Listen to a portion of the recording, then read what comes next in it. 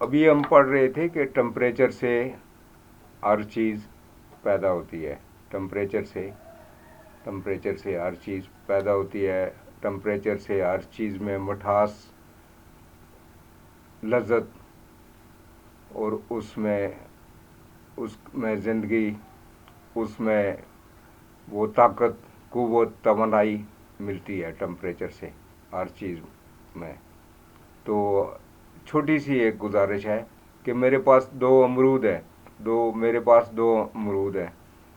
एक अमरूद को उठा के, जून का महीना है, मैं सड़क पे रख रहा हूँ। दूसरे अमरूद को उठा के, सुबह 8 बजे का टाइम है, दूसरे अमरूद को उठा के मैं फ्रिज के नीचे वाले हिस्से में रख रहा हूँ, नीचे वाले खाने में रख रहा हूँ।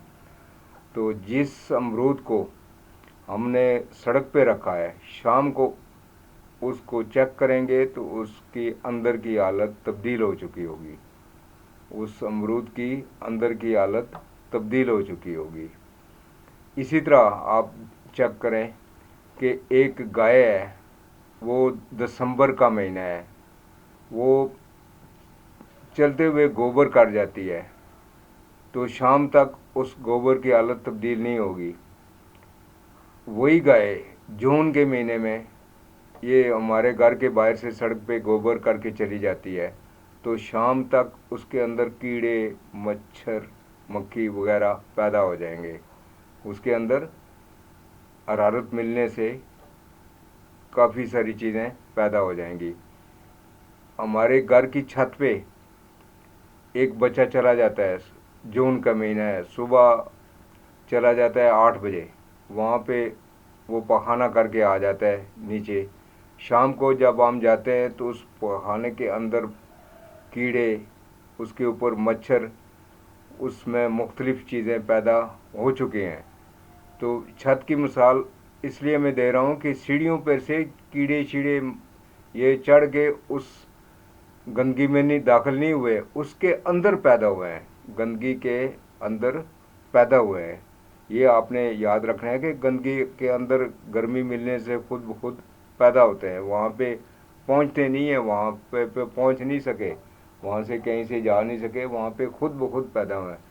कोई भी चीज़ जो है, उसे जब गर्मी मिलती है तो उसकी हालत तब्दील हो जाती है। अब शदीद तरीन गर्मी है, तो गर्मी में एकदम बारिश हो जाती है। उस बारिश के होने से ज़मीन के अंदर छोटे छोटे सुराख हो जाते हैं कुछ जगहों में, तो वहाँ से बखेरू निकल के रोशनी की तरफ शाम के वक्त आना शुरू हो जाते हैं। रोशनी लाइट की तरफ, बल्ब की तरफ, ट्यूब लाइट की तरफ, रोशनी की तरफ, और रोशनी के करीब आके उसके इर्द गिर्द घूमते हैं। तो वही ज़मीन दिसंबर के महीने में बारिश होती है तो वहाँ इस तरह की चीज़ें पैदा नहीं होती। जब अचानक बारिश हो जाए मई जून के महीने में शदीद तरीन गर्मी में, तो उस बारिश के फ़ौरन बाद उस ज़मीन के अंदर से काफ़ी सारी चीज़ें, नई जनरेशन पैदा हो जाती है। वो आप चेक करें कि मुख्तलिफ़ जानवर, ज़िंदगियाँ पैदा हुई नज़र आ रही होती हैं। तो हर चीज़ गर्मी से पैदा होते हैं। ठंडक से मालिक्यूल्स की हरकत साकन हो जाती है, रुक जाती है, सुस्त हो जाती है।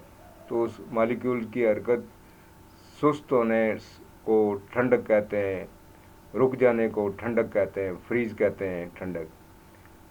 तो इस तरह मालिक्यूल की हरकत तेज़ होने को हरारत कहते हैं, मालिक्यूल्स की हरकत सुस्त होने को ठंडक कहते हैं।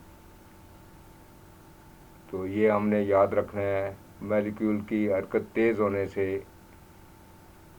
वो हर चीज़ पैदा होती है। अच्छा जी, खुदा हाफिज़, अस्सलाम वालेकुम, खुदा हाफिज़।